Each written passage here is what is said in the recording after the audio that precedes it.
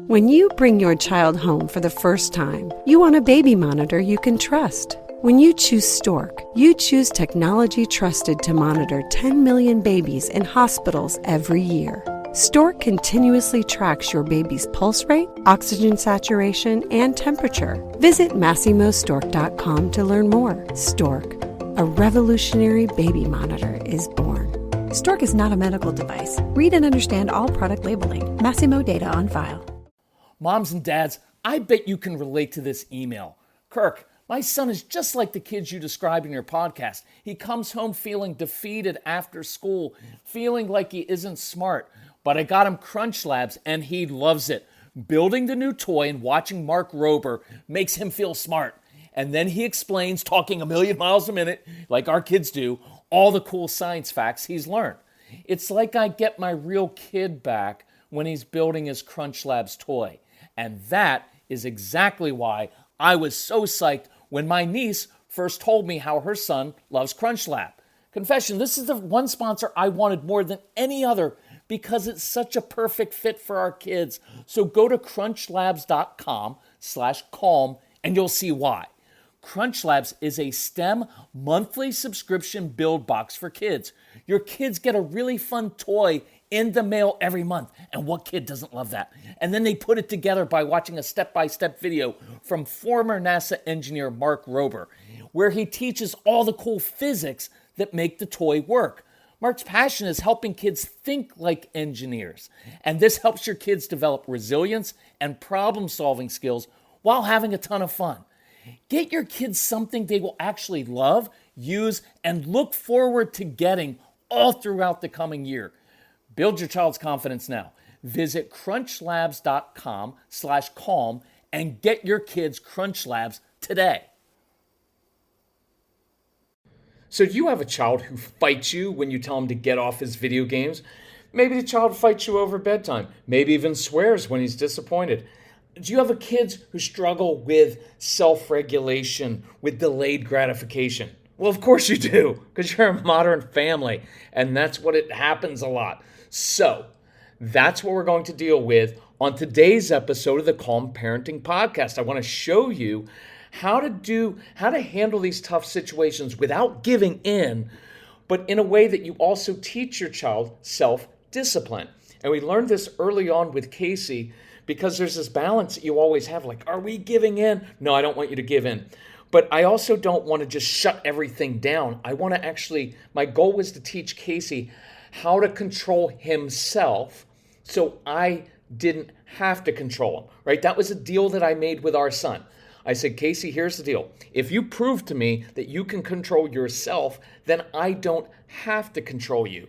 And so in one of the programs in the Calm Parenting package, it's called Straight Talk for Kids. Casey recorded that so he could share with your kids how to control their own emotions, their impulses. And one of the core principles he teaches kids is, listen, if you don't want your parents to control you all the time, you've got to demonstrate that you can control yourself. It is really cool. If you ever need help with anything, reach out to that strong-willed son, Casey at celebratecalm.com, Casey at celebratecalm.com. He will help you. We will help you. Tell us about your family, what you're struggling with. We talk it over as a family. We reply back to you, usually very, very quickly and very personally. And Casey gets your kids because he was one of your kids. So here's the question we get. So my son asked if he could play Fortnite in bed after he got a shower. And so dad was like, I calmly said, no, you can play tomorrow. Well, this child storms off and then refuses to go to bed, right? And when your kids refuse things, man, that's a trigger for you because you're the authority figure and you don't want them to refuse to do things. That's outright defiance, right? And sometimes this kid gets mad and just says the F word. So how are you supposed to handle that? Now, typically, we react to that blatant defiance right away. Fine. You know what? No bed, no Fortnite for the rest of the week. Or we'll say something like, you know what? You never listen. You always have to fight me. You know, if you're not going to be grateful, if you're going to have this kind of attitude, then maybe you shouldn't even play Fortnite anymore. Well, that's the perfect thing to do right before bed if you want to guarantee that your child doesn't go to bed and that you both end up going to bed feeling angry and resentful, right? Because that needlessly escalates the situation, right? when you react right away, that needlessly, well, let me say it in a harsher way. You are needlessly escalating a situation that didn't need to be escalated, right? And I've said this lately quite a bit, that sometimes we escalate situations because we want to feel justified in reacting a certain way when our kids react in an even worse way. Like when they yell the F-bomb, then you're like, well, what am I supposed to do? The kid's dropping the F-bomb. Of course I should lay into him. Well, no, that's not true either. That's our own immaturity. So you needlessly escalate the situation. It ensures a nasty meltdown right before bedtime. And with some of your kids, that's accompanied, however you say that word, by throwing or destroying things, right? And then you know your child's not going to go to bed, right? As soon as you say, you know what, you go to bed right now, pretty much guarantees he's not. So now it's hard to recover from this, right? So you go to bed, you're angry, you're resentful, and then the next morning it's awkward again, because the first thing you want to talk about in the morning is your child's attitude last night, what happened, and obviously he doesn't want to talk about it right then. So now you just relive the whole thing. So I believe there's a better way to do this without giving in, right? We're not going to give in and just let him play more because we don't want him to be upset and disappointed. No, not at all. But a way that actually enables you to teach your child self-discipline. So here are two options, right? And here's the backdrop. Look, your child's disappointed. He didn't get to play Fortnite. I get it. You're disappointed, right? Because it's bedtime, and I definitely don't want to escalate then. Let's give your child a few minutes and some space to process the disappointment before we say anything, right? So he's disappointed. He lashes out a little bit. Instead of you lashing out, I want to give a few minutes. I want to give some space. Look, I'm going to get ahead of myself, but this is important. I want you to begin modeling how to handle your own disappointment.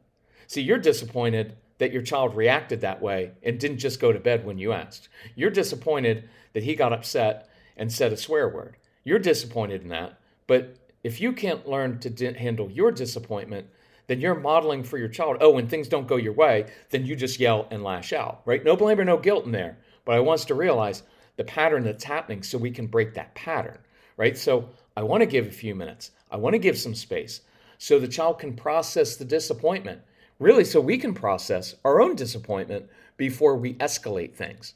So it's giving him space, it's giving you space to calm yourself. So here's one way to do it. You lose that low-key, even tone, no drama. Look, son, you're allowed to be disappointed and upset. You're allowed to complain. But there are lines you may not cross in my home. One of those lines is using the F word. If you do that, you will choose to forfeit or lose your Fortnite and any screens for 1 week. So look, refusing to go to bed or using that language, it's going to hurt you, and it's not worth it for you. But then watch, we're going to get up, move, and invite your child into something. But listen, I'd like to show you something I discovered today. It's actually kind of cool. So I'm going to be waiting in your bedroom. So watch the process. You're not angry. You're just telling him the way that life works, right? You're disappointed. It's okay to be disappointed and upset, right? Because it is. What's not okay is to yell, scream, refuse to do things, lash out, swear, hit things, throw things. That's not okay. But being disappointed and upset, complaining, it's perfectly okay. I'm okay with that. But there are lines you may not cross. See, instead of it being so vague, you're saying this part of your response and reaction is perfectly normal, but you can't cross this line. And if you do, it's just going to hurt you, and I don't think it's worth it. Now the energy goes to, but you know what? I found something today I'd really like to show you. And so I'm getting up. I'm moving him to a different place. I'm inviting him to problem solve, and I'm giving him a little bit of space to see if that space allows him to collect himself and calm down, right? You're not angry. You're inviting him to connect and problem solve, right? Not just demanding, you know what, you need to get to bed right now, young man, because that never works. Now, the second response I really like, and this comes courtesy of a couple who said, look, we've been reacting and yelling for years because that's all we knew. But we started binge listening to your programs on the new app, and I encourage you, when you get the new programs, you download them to this app. It makes it really easy to listen to. And I encourage you to let your kids listen, especially Casey's program on there. And they said, we've been binge listening. So right, instead of Netflix, we're binge listening to the parenting programs. And we finally got it. And they said, once we learn to slow ourselves down inside, really important. Part of this is learning to control yourself. So the world slows down a little bit. So you're not just in reactive mode all day long, because parents are like, well, we don't know what to do in that moment. And part of it is you're acting too quickly and you're trying to fix everything too quickly. And I want to teach you how to slow yourself down inside so you can see the situation more clearly. And so this couple said, once they started listening to the programs, right? And part of the beauty of that is you hear it over and over again. And I give you all these different examples. It just makes it more natural. And they said we're naturally beginning to problem solve instead of react. And we've been able to stop the daily battles. Kudos to this couple. Kudos to all of you who are working so hard at this. So here's the second option that they followed. You say this. Look, I know you're disappointed about not playing Fortnite tonight. I would be as well. But here's what I want you to think about. If you continue to push tonight, you won't get to play Fortnite for like 3 days.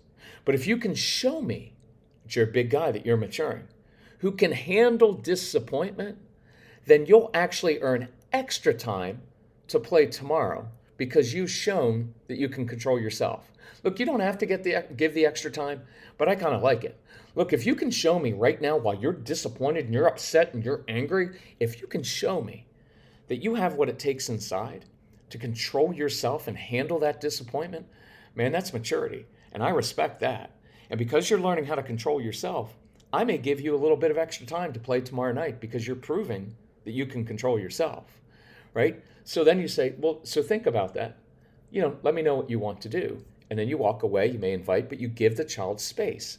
So the main objective for me in this moment is not getting him to bed. It's not the main objective. There's something far more important here. It's to teach your child how to, one, delay gratification, to put off playing that game. There's a thing we give in the programs, you'll hear say this of you give your kids video games 27 minutes to play.